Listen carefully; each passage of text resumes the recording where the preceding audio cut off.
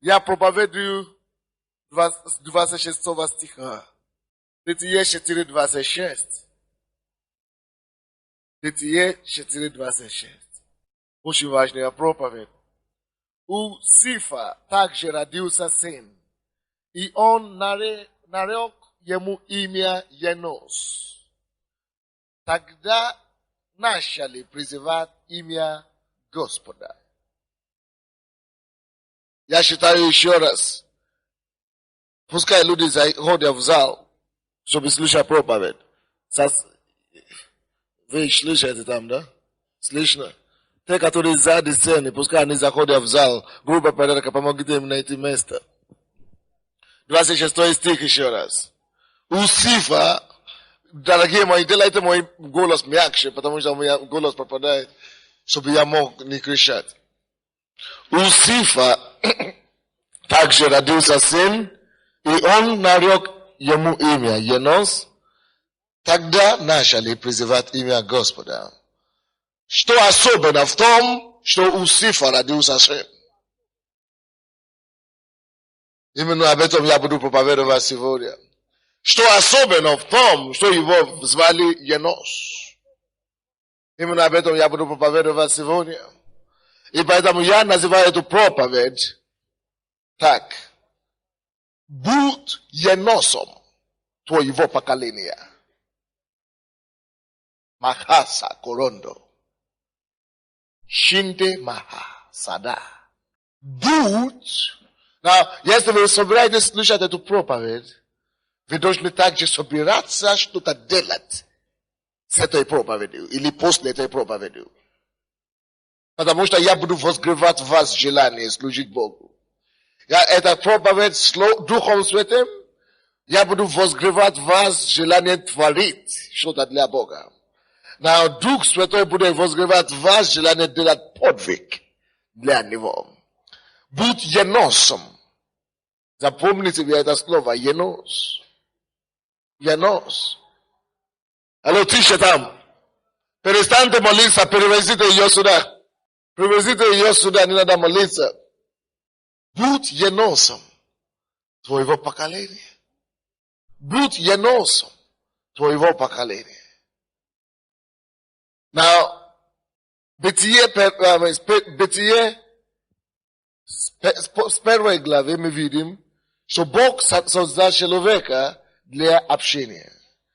Бог не просто создал человека, чтобы человек прожил и просуществовал, как он мог в пустыне жизни, чтобы он выжил, как он хотел. Бог создал человека для общения. Братья и сестры, мы прежде всего созданы не просто для того, чтобы мы работали с утра до вечера со станками, провели время и умерли на станке. Не для этого Бог создал нас. Бог тоже не создал нас, чтобы мы превратились, чтобы мы просто рожали детей, нарожали, когда мы устали, мы привыкли их с дома. И мы начинаем жить в депрессии. Когда они выросли. Бог не создал нас, чтобы были фабриками для детей. Каждого человека Бог создал для общения с ним. И поэтому самый большой приоритет Бога в этом земном шаре, на планете Земля, самый большой приоритет Бога – это восстановить разрушенное или нарушенное отношение человека обратно со своим Творцом. Это самый большой приоритет. Приоритет номер 1. Восстановить разрушенное отношение с Творцом. Самый большой подвиг, который ты можешь делать на этой земле, это примирить человека с Богом. Потому что это изначальная цель создания. Чтобы человек общался с Богом. Чтобы человек имел личное отношение со своим Создателем. Как это было в Эдемском саду? Бытие 3:8. Бытие 3:8. И услышали голос Господа Бога, ходящего в раю во время прохлады дня, и скрылся Адам и жена его от лица Господа Бога между деревьями в раю. Заметьте себе здесь, что Бог в этом месте ходил в раю. Библия говорит в этом стихе, что Бог ходил среди дня в раю. Он гулял, он ходил в раю.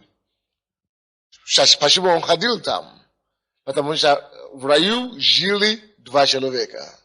Адам и Ева. Бог любит ходить среди людей.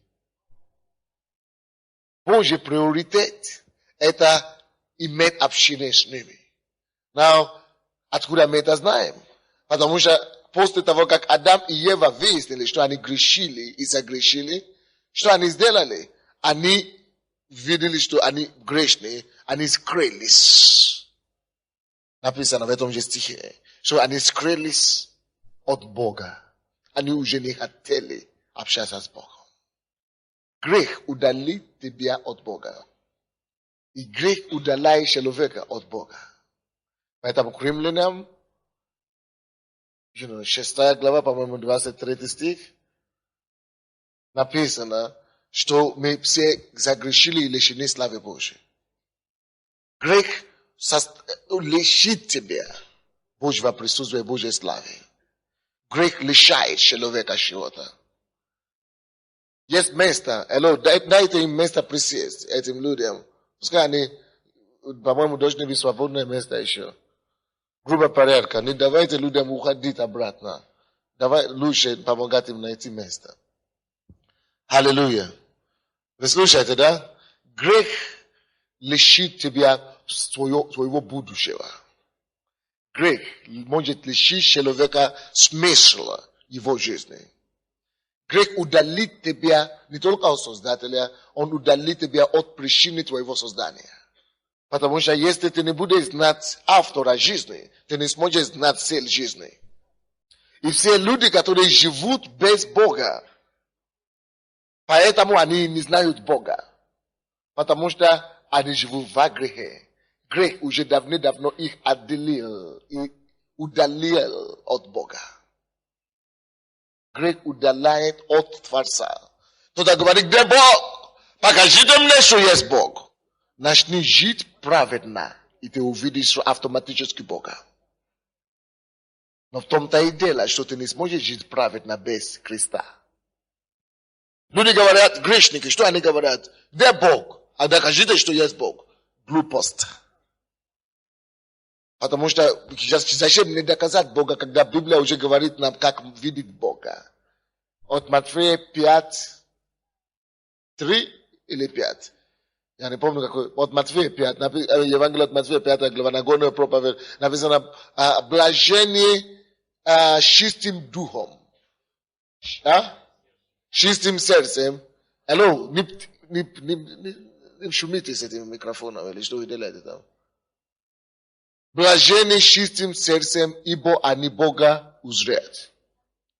Только чистым сердцем способны увидеть Бога.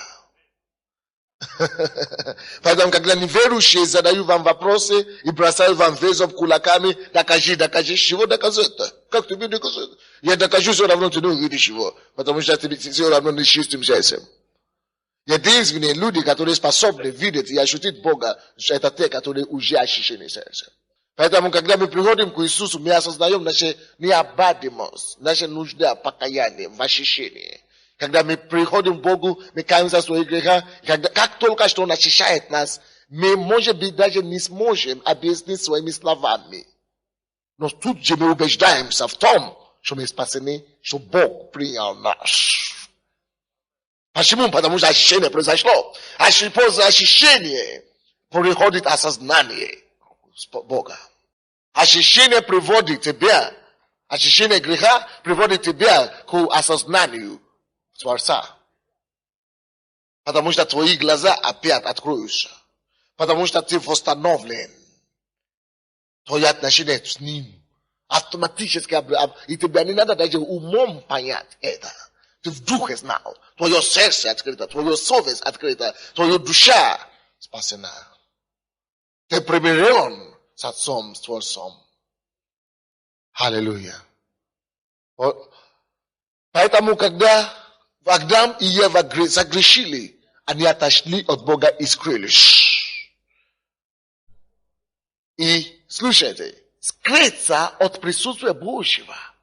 Вау! Убежать от присутствия Божьего. Это не просто какой-то акт или действие простое. Это самая ужасная вещь, которую человек может себе делать. Это самый большой урон, который человек может себе нанести. Слушай, дорожи присутствием Божьим, чем всякое золото и серебро, которое у тебя есть в жизни. Дорожи присутствием Божьим, чем твои детей, если хочешь. Дорожи присутствием Божьим, чем мужа, жены, чем что угодно, что у тебя есть, чем любого, чем сужена. Потому что если ты потеряешь присутствие Божьего, ты уже потерял все. Это дело времени. Посмотрите, что с ними случилось. А откуда я это знаю? Очень просто. Откройте, пожалуйста, 15 Псалом. 15 Псалом. 11 стих. 15 Псалом, 11 стих. Ты укажешь мне путь жизни, полнота радости перед лицом Твоим. Блаженство десницы Твоей вовеки. Now, заметьте себе этот стих еще раз. Ты укажешь мне путь жизни, полнота радости пред лицом Твоим. Это значит, в присутствии Твоем полнота радости. Слушайте, братья, почему у вас такая радость в церкви? Сестра одна свидетельствовала и сказала, я только 5 раз хожу, но у меня вернулась радость в смысле жизни. Я никогда не отойду от церкви. Слушай, я буду стараться быть в церкви. Не надо стараться быть в церкви. Церковь – это средство поддерживать отношения с Отцом. А отношения с Отцом – это должно быть самое естественное, что у нас с вами. Вообще, это проклятие уйти из церкви. Даже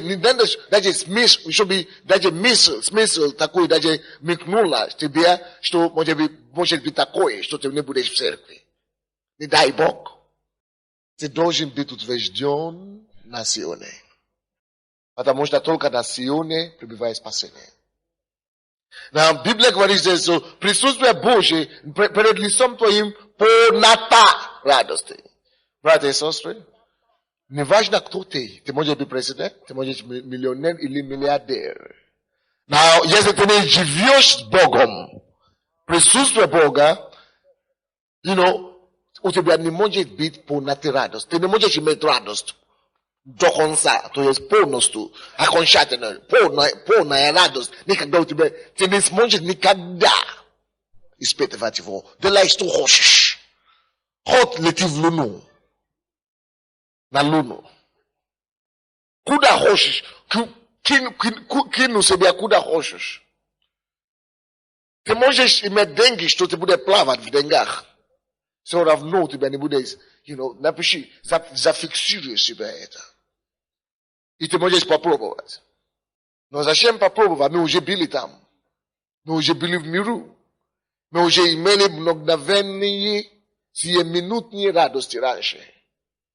Без его присутствия. И мы знаем, что это такое. Зачем вновь попробовать?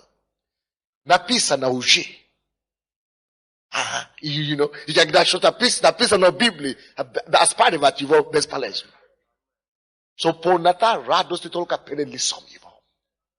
Нигде иное не найдешь. Полнота радости. Как только присутствие Бога. Полнота радости. Извините, Бог мне показывает левый глаз. Господь исцеляет левый глаз. У кого-то очень серьезно болит левый глаз. Я думаю, катаракт или что-то у вас. Именем Иисуса. Я молюсь, чтобы это левый глаз восстановился. Будьте здоровы. Положите руку там и возьмите ваше здоровье во имя Иисуса. Во имя Иисуса. Полнота радости перед лицом его, перед лицом Твоим, блаженство в деснице Твоей вовеки. Посмотрите, и блаженство оказывается только в деснице его, присутствие его, лицом его. Блаженство. Блаженство – это благословение. Блаженство – это праведность. Братья и сестры, представляете себе, сколько потеряли сразу Адам и Ева, когда они убегали присутствие Бога. Вы не поняли? Бог пришел, чтобы общаться с ними. Он пришел натуральным образом, не то, что сейчас в духе. Он пришел натуральным образом, чтобы общаться с ними, а они скрылись, убежали. Представляете, от чего они убегают? На самом деле, когда ты убегаешь от Бога, ты не просто от Бога самого убегаешь, потому что ему нечего терять. Ты убегаешь от полноты радости. Ты сам просто себя лишаешь. Ты сам себя просто берешь и весишь свой радость. Это значит все. Ты уходишь, просто у тебя была радость, полнота даже причем. И ты убегаешь от полноты радости. Не только от полноты радости, потому что перед лицом его полнота радости. Не только это, и блаженство в деснице его. Ты убегаешь от праведного образа жизни. И поэтому невозможно человеку жить праведный образ жизни. Или святой образ жизни без Христа. Потому что это его десница. Миру, я старался. У меня было очень много грехов, но даже это 1 или 2, которые у меня было, я сражался, я не могу его победить. Я скажу, что сегодня я не буду это больше. Именно это я повторю завтра или послезавтра. Потому что я жил вне присутствия Бога. А только в его присутствии, только в его деснице блаженство. Праведность, сила жить свято, только в его присутствии. Поэтому, если вы разговариваете с людьми, которые любят говорить, я не хожу в церковь, но я с Богом. Ты можешь быть с Богом определенное время, не ходить в церковь, но ты не можешь быть с Богом все время, не общаясь, не приходя в его присутствие. Поэтому тебе будет крайне тяжело сохранить праведный образ жизни. Поэтому тебе будет тяжело, крайне тяжело сохранить. Даже некоторые люди ходят в церковь, но они не ходят в присутствие Бога.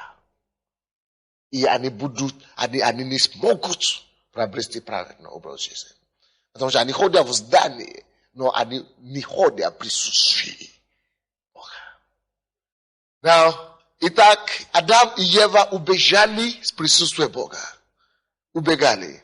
Они тут же лишились праведности. Тут же лишились радости. Тут же лишились полноты своей жизни. Морондо. Слишком много потерь. Но беда заключается в том, что не только Адам, если бы только Адам и Ева сами по себе потеряли это, Бог с ними, да? Но беда заключалась в том, что они были нашими предками. То есть, будущие предки наши. Они тогда еще не родили нас. Слушайте, братья, если бы Адам и Ева родили детей, когда они были в Эдемском саду, если мы не загрешили, мы не повторим их ошибки, мы бы стали праведными, какими они были до грехопадения. Но благодаря тому, из-за того, что они родили нас только уже в новой природе, греховной природе, поэтому мы наследовали с вами греховную природу. Поэтому, когда они убежали от присутствия Бога, они уже родили нас вне присутствия Бога. Поэтому уже пошло автоматически. Мы даже никогда там не были. Поэтому мы автоматически рождаемся грешными. Жалко, что нас не родили, когда они еще были в старой природе. Мы бы сохранили эту природу. Вот, поэтому беда не просто в том, что Адам и Ева убежали присутствия Божьего. Это была беда человечества. Не просто беда Адама и Евы. Это была беда всех нас. Это значит, все нас разом потеряли блаженство, разом потеряли святости, разом сразу потеряли и полноты радости и радости вообще. Но давайте вернемся теперь туда, откуда мы начали. Что такое? Кто-нибудь разбирается, в чем дело? Откуда это шум? Выключите все микрофоны, все другие, кроме моего микрофона и колонки, пожалуйста. Мне не нравится этот шум. Давайте вернемся в Бытие. Мы читали 26 стих, 4 глава. Давайте прочтем 23-24 стихи. 23-24 стихи. И сказал Ламех женам своим, Ада и Цила, послушайте глаза моего, жены Ламехови. Внимайте слова моим, я убил... Нет, это попозже. Давайте сначала 3 главу посмотрим. После того, как эти люди убежали от присутствия Бога, кто из вас знает, что все равно Бог поймал их? В этой же 3 главе, 23-24 стихи, и выслал его Господь Бог из сада Едемского, чтобы возделывать землю, из которой он взят. И изгнал Адама и поставил на востоке у сада Едемского Херувима и пламенный меч, обращающийся, чтобы охранять путь к дереву жизни. То есть, человек сам решил убежать в присутствие Божие, и Бог установил это так. То, что человек выбрал. Что, какое последствие? Человек был отстранен от присутствия Божия. И, заметьте себе, что я следующее скажу. Когда человек убегает от присутствия Божия, он зарабатывает себе проклятие. Пишите это себе. После того, как они убегали от присутствия Божия, Бог произнес проклятие. О том, что потом, трудом, ты будешь разделивать землю. До того они не знали, что такое проклятие. Но и ухода из присутствия Бога, и ухода от отношения с Богом, привело к чему? Тому, что они узнали, вкусили проклятие. Поэтому разные неверующие люди зарабатывают в миру. То есть мы накопляемся с разными проклятиями в миру. Это из-за того, чтобы вне Божьего общения. Если ты возрожденный верующий, ты служишь Богу, ты не имеешь права жить в проклятии. Если ты живешь в проклятии, значит ты не возрожденный на самом деле. Или ты теплый какой-то. Неугодный верующий. Это из-за проклятие приходит из-за потери отношений и общения с Отцом, Создателем. Вы слушаете меня? Поэтому он проклинал, и что вы будете трудиться, и через пот ты будешь кушать. А женщины тоже. Через боли ты будешь рожать. И твой муж будет над тобой господствовать. Это было проклятие все. Это было все результат грехопадения. Когда мы уходим с присутствия Бога, катастрофы за катастрофой. После этого, во 2 главе Бытие, мы видим первое убийство. После ухода от отношения с Богом. С присутствия Его. Убийство следует. После того, я читал вам 23-24 стихи 4 главы. Мы видим многоженство. И разные много проклятий, разные много грехи. Просто грехов и беззакония умножались.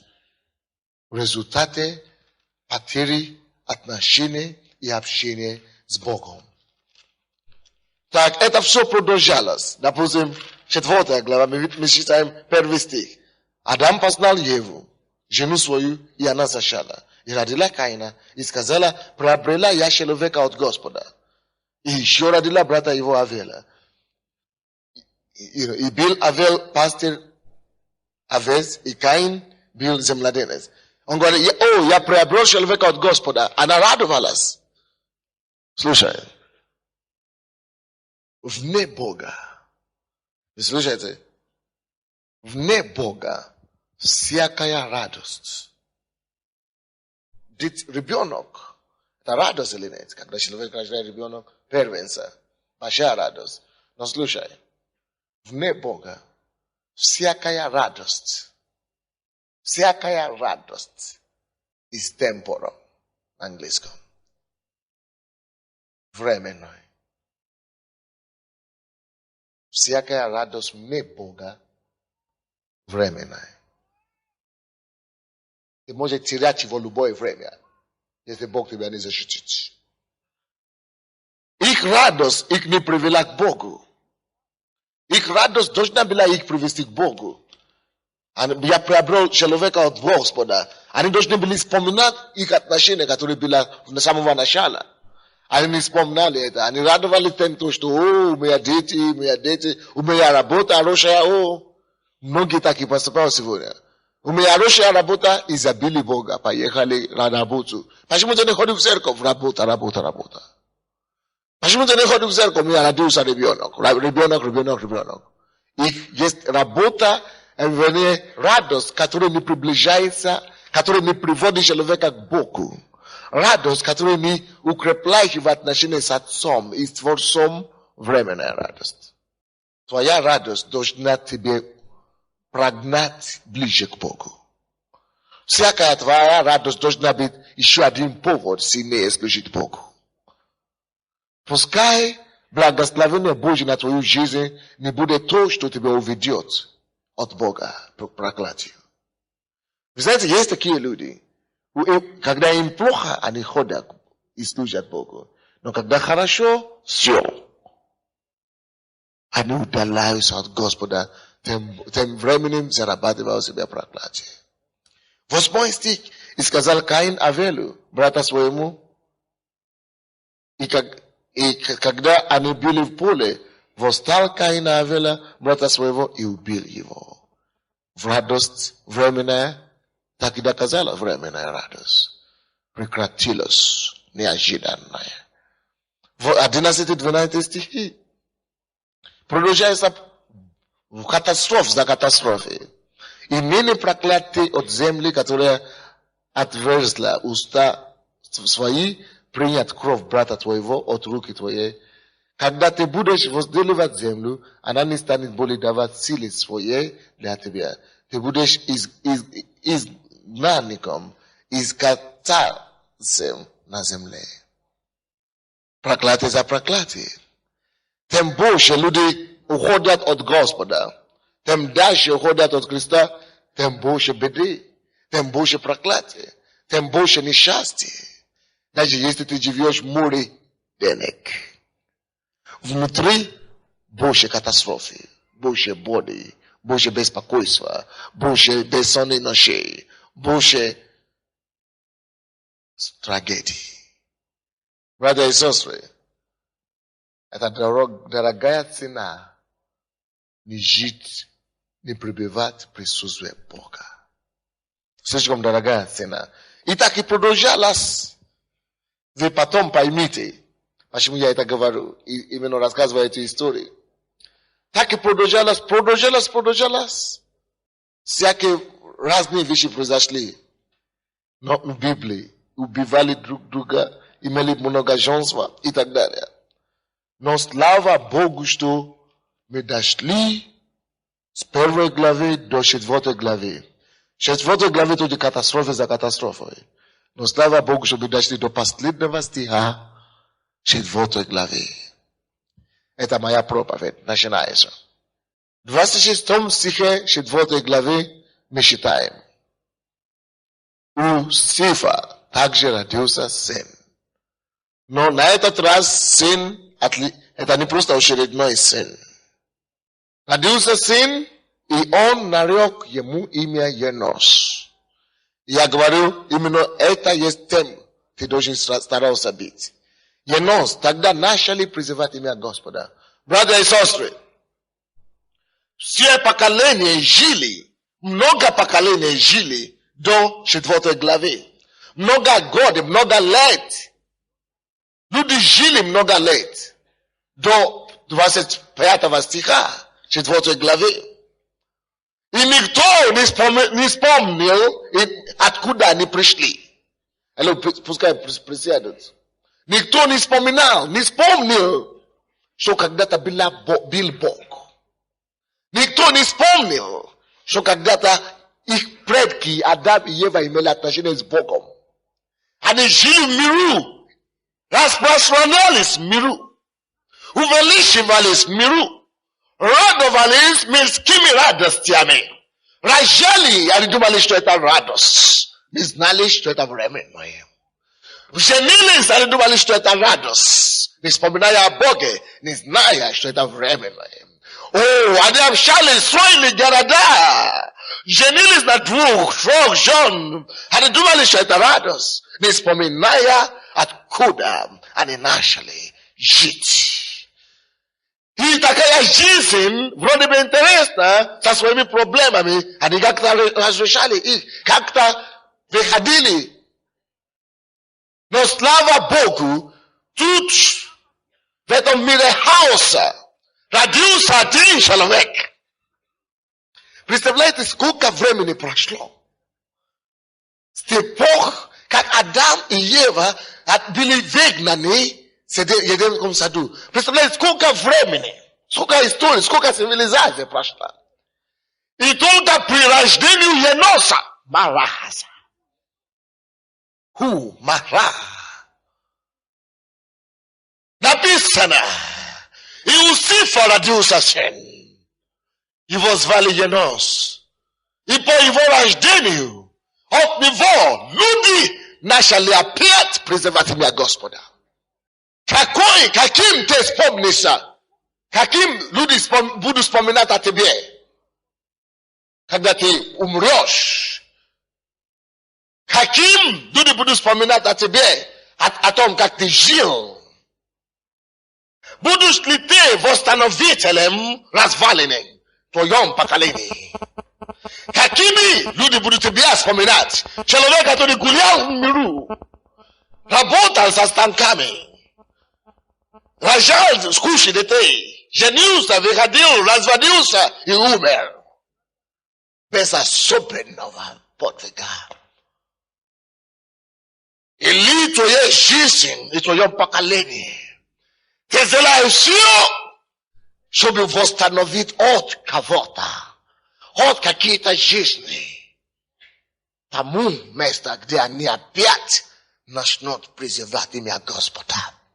Ты не можешь ничего делать вещи того, самое главное, за что человек был создан.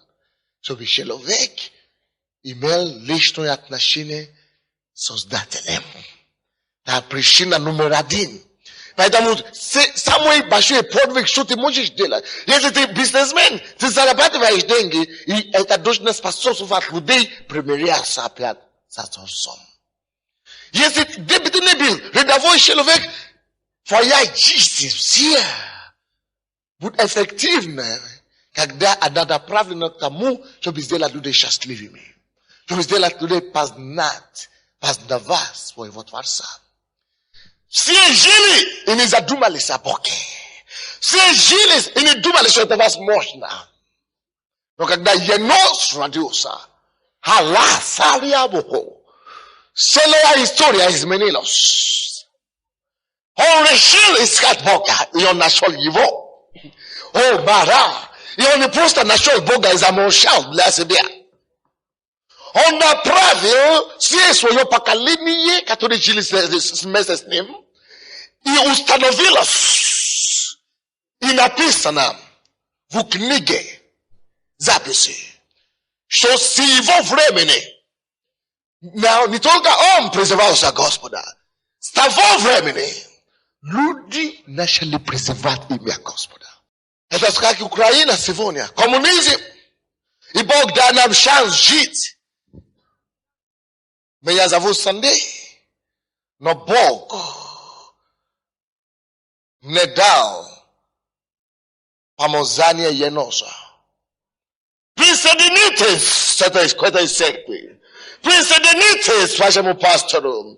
Давайте наше поколение люди будут знать Абасая. I ludzie budu zapomnieć. Zapakalenie, które żyli w ostanowili swoją страну к Богу.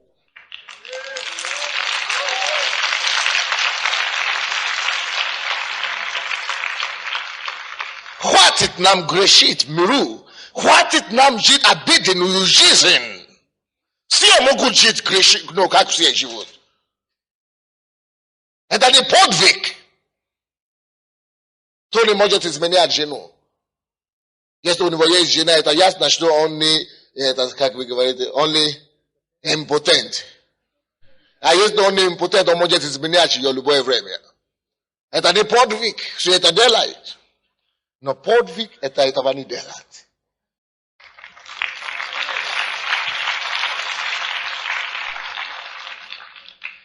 Это просто дешево быть обиденным. Ведь как все. А дешево. А ничего не стоит.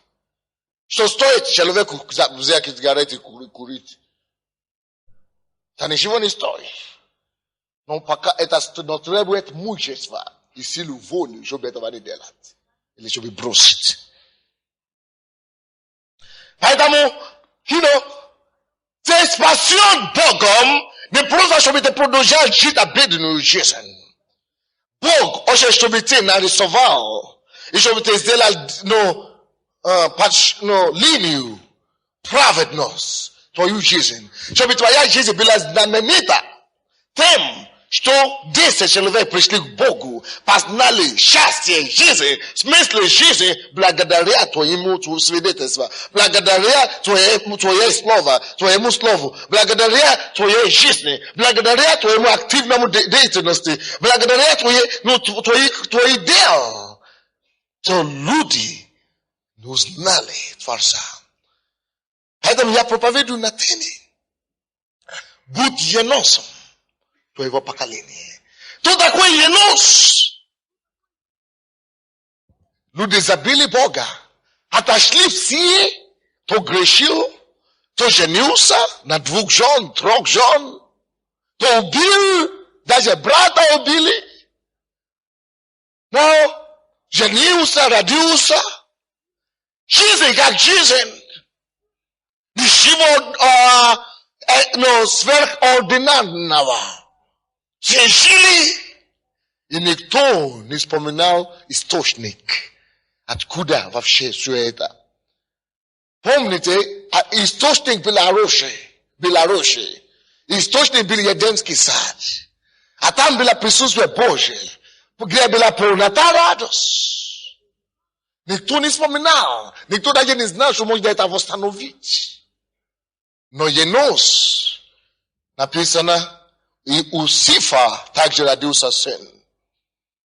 В твоем поколении, предки, прадедушки, много людей родились. И когда ты тоже родился, сказали, и у этого родился очередной сын. Но ты не очередной, потому что в отличие от всех, ты познал Спасителя Христа. И всех, среди всех, Макава. Почему бы тебе не принять решение, что если я познал его с моего поколения, с меня, начинается другая история в нашем поколении. Не просто люди будут рождаться, что у того родился того, как все. Как принято, как обеденное. Но с меня люди начинают рождаться праведников. Даже если не все будут каяться, но с меня история начинается меняться. Наши роды уже не будут убийцев, не будут уже алкоголиков, не будут уже проституток. С меня все изменилось.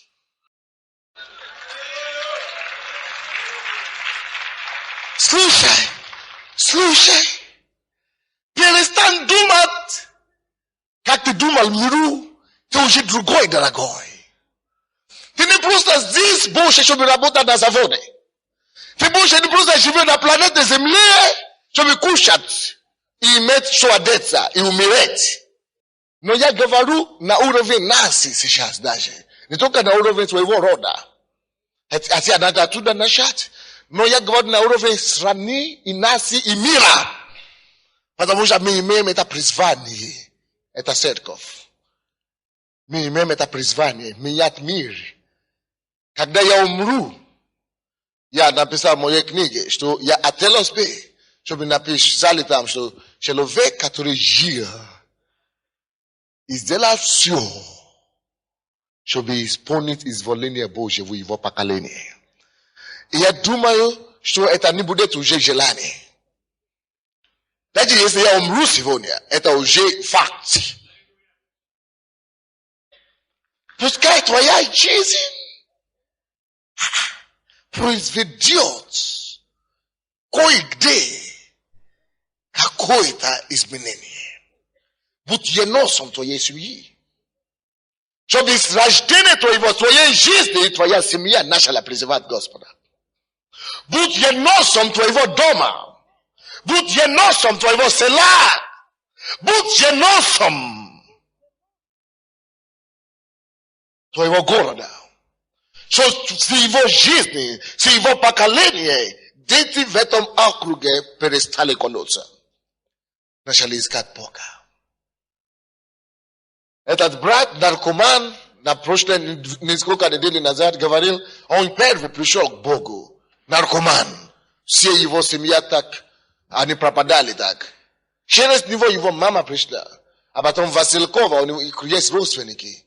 И через него наркомана. Наркоман. Но он стал еносом с тех пор, как он познакомился со Христом. И не только его мама и брат паслись, но его родственники, которые были даже в другом городе. Они все начали призывать имя Господа. Слушай, где эта история будет написана на тебе? Или вообще не будет написана? Или может быть в твоей семье? Или может быть в твоем селе? Или может быть в твоем городе? Или может быть вообще в твоей стране? Mais Боже не в среди поколения ничтожных. Мы люди предназначения. Мы люди судьбы. Мы люди, которые поставлены и выбраны небом. Рука Бога на нас, чтобы произвести изменения. Будь еносом. В твоей школе будь еносом. В твоей работе будь еносом. В твоего окружения.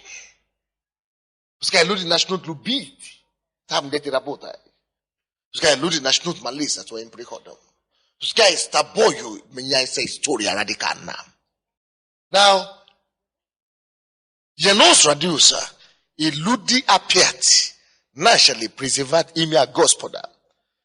Почему это была знаменитая история?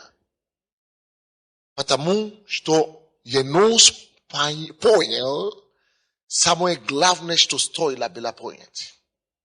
Самое главное, что стоило было понять, это то, что человек создан прежде всего не для чего-то иного, но прежде всего для личного общения с Творцом. Чтобы он жил, восстановился в отношении с Творцом. Он понял это. И он сделал все, что не только он начал призывать имя Господа, но вообще все его поколение. Люди начали призывать имя Господа. Химарамаса мите маронто. На 2 Коринфянам 5 глава. Это же то же самое, что пришел делать Иисус. То же самое, что делал Енос. Иисус тоже пришел восстановить человека к Богу. Иисус тоже пришел примирить человека с Богом. 18 по 20 стихи. 18 по 20 стихи. Все же от Бога, Иисусом Христом, примирившего нас с тобою и давшего нам служение примирения. Слушай, если ты спасен Иисусом, то Иисус призывает тебя к этому служению примирения. Примирить неконфликтующие соседи. na primerish человека с Богом. That's what Иисус дает нам. Ты можешь это делать как бизнесмен. Ты можешь это делать, будучи торговцем на рынке. Ты можешь это делать, будучи охраном. Ты можешь это делать, где бы ты ни был, будучи уборщицей. Иисус дал тебе служение примирения. Ты можешь быть еносом твоего поколения. Там, где ты есть, в твоем подъезде, в твоем доме, ты можешь нести свет и примирять грешников со святым Богом. Иисус сам выполнил это задание. Он примирил мир с Богом, с собой. И дал нам то же самое служение примирения. Потому что Бог во Христе примирил с собой мир, не вменяя людям преступления их, и дал нам. Сначала мы видим, что Бог дал нам, Иисус дал нам служение примирения, но не только служение примирения. В 19 стихе Он еще и дал нам слово примирения. У тебя не только обязанность примирять мир с Богом, у тебя еще и оружие, чтобы это делать. Не только дал Он нам служение примирения, но Он дал нам слово примирения. Тебе не тяжело это делать. Не надо иметь образование, чтобы примирить мир с Богом. Не надо закончить институт, чтобы это делать. Ты можешь это делать, если ты хочешь, но не обязательно Бог уже тебя отдаст. Если ты спасен, автоматически у тебя есть слово примирения. Ты можешь сказать слово людям, и они поймут, что есть Бог. Ты можешь рассказать о том, как ты получил спасение. Рассказать о том, как твои грехи прощены. Ты можешь рассказать о том, что ты чувствовал после покаяния. Ты сразу приобретаешь слово примирения. Человек ходил в церковь только 5 раз, и она сказала, она уже привела 2 других людей. Откуда он ее слово? Не закончила библейскую школу. Потому что Бог не только дает всем нам служение примирения, но и слово примирения. Поэтому, если ты не можешь стать еносом, то его поколение, это потому что ты не хочешь.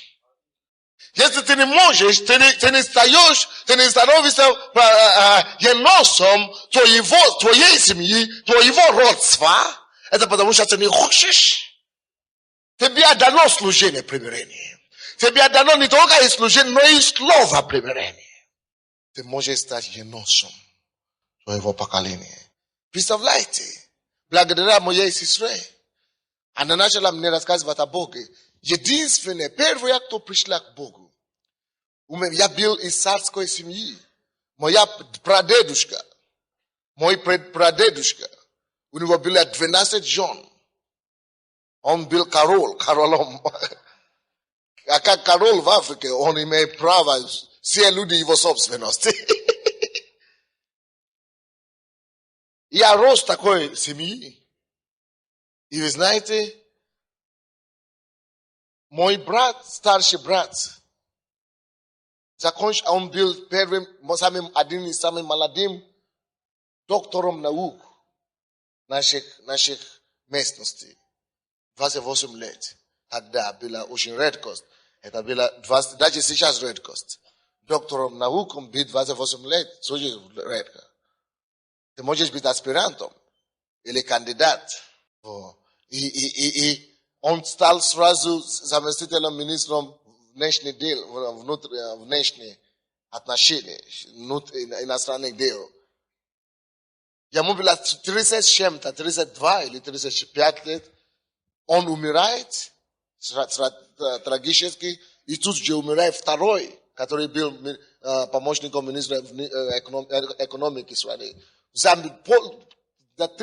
полгода 3 самые видные, самые старшие, они умерли, остались только школьники. Мы стали мы стали торговать дрова, чтобы кушать. Потому что мы не знали Бога. Мы жили в грехах, в поражении, неудаче. Первые газеты в нашей стране, самые большие газеты писали первые страницы истории. Что это? Трагедия или проклятие? Это то, что они писали. Что это? Tragedia ili проклятие. Пол года сами 3 видные люди, не только в семье, но в стране, были убиты. Остались только младенцы. Наши родители тогда уже были старые. Они уже не могли содержать или работать. Вот. Благодаря незнанию Бога мы мучились, дьявол издевался над нами, как он хотел. Но однажды, благодаря одной сестре моей, которая тоже была неверующая и делала все, чтобы только кормить нас, она встретилась с Иисусом. И она начала мне говорить об этом, я смеялся над ней. Но благодаря ее молитве я покаялся. Я стал пастором. Я стал помазанником. Наша семья опять восстанавливается. Наши папы, родители, они опять стали, что есть жизнь возвращается. Потому что один поколение наше, я вам скажу, мои дети не будут служить сатане. Я это знаю. Мои дети уже, они все будут нести, они все будут только нести счастье. Они будут всегда источником жизни и радости всем народам. Благодаря тому, что какая-то сестра моя где-то когда-то в каком-то колледже познакомилась с Иисусом. Она стала еносом всей семьи и рода нашего. Ты можешь стать еносом твоего рода. Ты можешь стать еносом Пакира Тиабуру. Моролобора Бахасакиедо. Будь еносом твоего поколения. Будь еносом твоего поколения. Будь еносом твоего поколения. Он дал тебе служение уже примирения. И причем и слово. Это возможно. Напиши себе это в своем сердце, в своем духе. И скажи Богу: Господь, я сделаю это. Преклони свою голову и скажи: Господь, я сделаю. Я буду еносом. И в моем поколении смея люди опять начнут призывать Господа. О, смея мои потомки, мое поколение опять начнут искать Бога. О, смея мой город восстановится к Богу. Смея моя страна восстановится. Моя семья начнет опять призывать Господа. Все изменится к лучшему. Смея коренным образом изменение придет в моем ряду. Смея, Господь. Я принимаю служение примирения. Я принимаю, Господь, слово примирения. Я говорю тебе, я послушаюсь. Я послушаюсь. Я выполню мое призвание. Я сделаю то, к чему ты меня призвал. Поговори с Богом. Скажи ему твое решение. Дай ему слово. Проси у него помощь. Можно стать, и слух молиться, и нормально молиться, и сильно молиться. Можно стать на ноги. Молиться сильно, просить помощи у Господа. Я хочу быть еносом моего поколения. Я хочу быть еносом моего поколения. Господь, используй меня, возьми меня. Масака тебу река тиба ката бири яма куру мака баба кита бараката.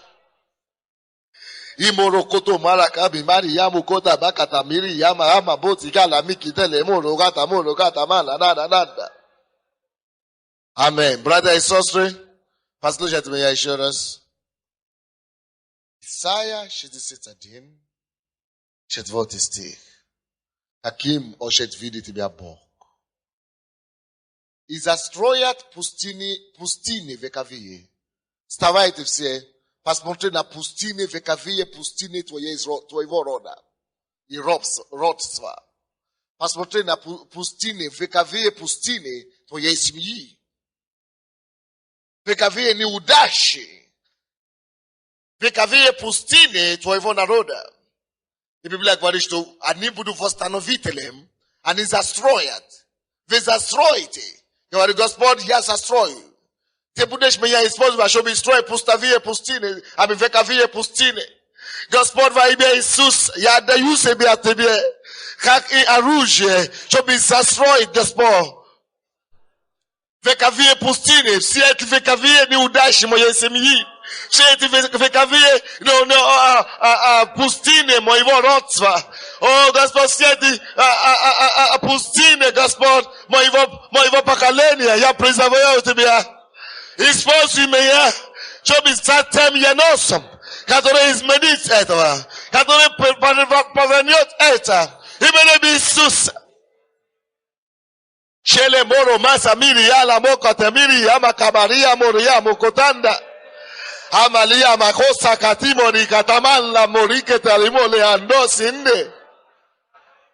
Gospel, Yanos, maivo pakaleni. Yanos maivo vramene. Oh, Yanos maivo Yanos maivo rotsva. Oh, Yanos ivo mira. Yanos maivo pakalenia. Oh, baba, bobo, kalaboha, hasia. Menta mori kiti amori kotoma yamoto ndamonia. Zela ina Yanos. Zela ina Yanos. Oh, Yanos maivo pakalenia. Yanos maivo vremini. I was obnowiat garada razarioni. A stawszy się za pustyni z dawnych radów i nazawód ich wostanowitelem rozwalonym. Jak Тебе назовут? Wostanowitelem rozwalonym? Кажи Бог, подними своего Бога, я должен быть wostanowitelem rozwalonym. Я должен быть wostanowitelem rozwalonym. Я буду wostanowitelem rozwalonym.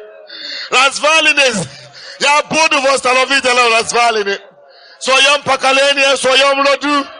Я буду этим восстановителем. Я буду восстановителем. Я буду восстановителем. В моей семье, в моем роду, в моем доме.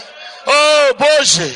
Калама собака, в моем народе. Именем Иисуса.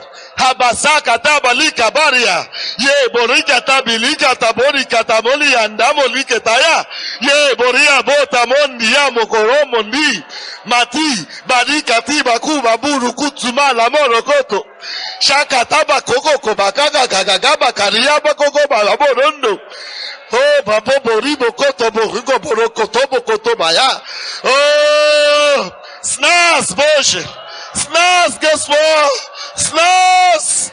Люди опять начнут призывать Господа. Люди опять начнут призывать имя Господа. Люди опять начнут призывать имя Господа с нас. Во имя Иисуса.